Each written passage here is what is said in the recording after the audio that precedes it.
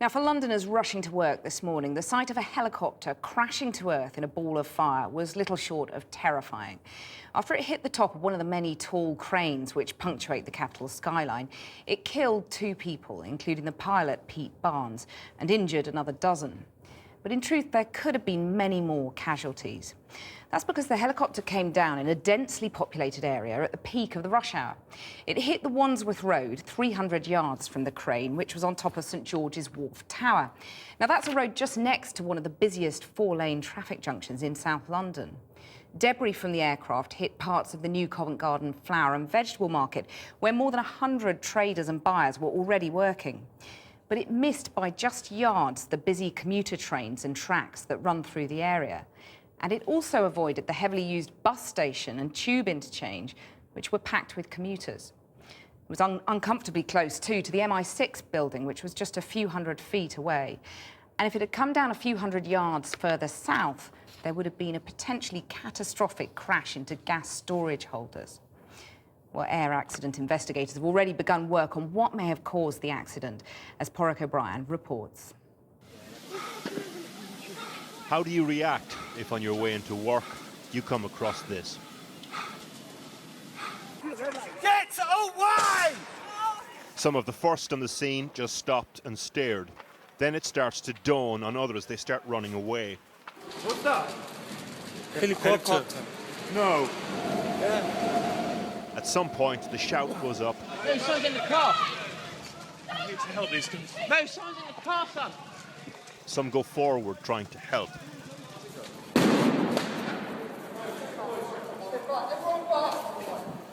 Others start ushering people away.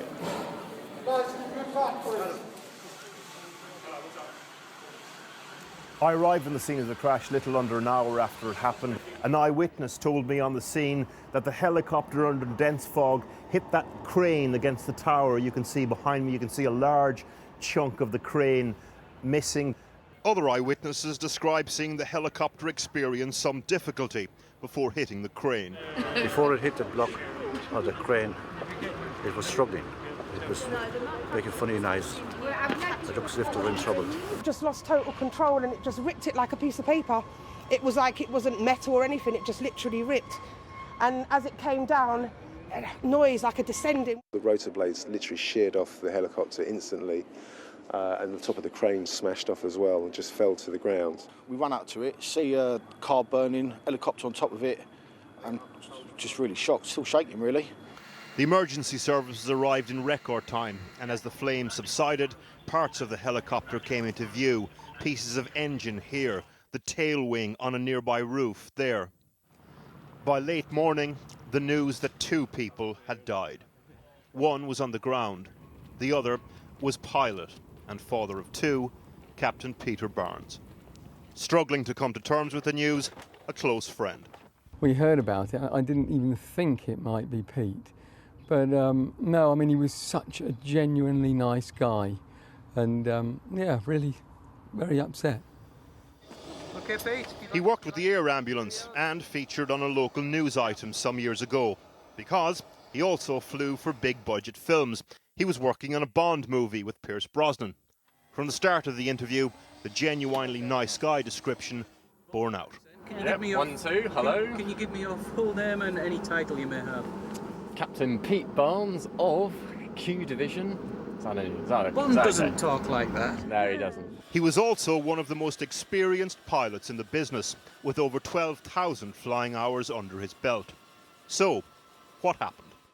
He left Redhill in Surrey at 7:35 en route to Elstree Studios in Hertfordshire.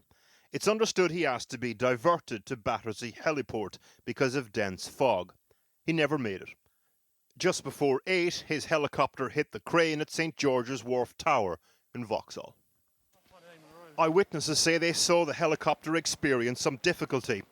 There were also reports that hazard lights on the crane were either not switched on or weren't clear enough. There were no hazard lights visible when this footage was taken this morning. It's this man's job to find out what happened.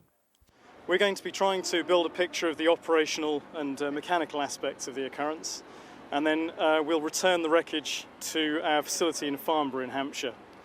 It may take several months before we can produce a definitive report into the event. Some facts, though, are incontrovertible. 12 people were injured.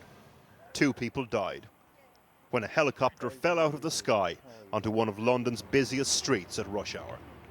It's near miraculous that this tragedy wasn't much, much worse. Paraic O'Brien reporting.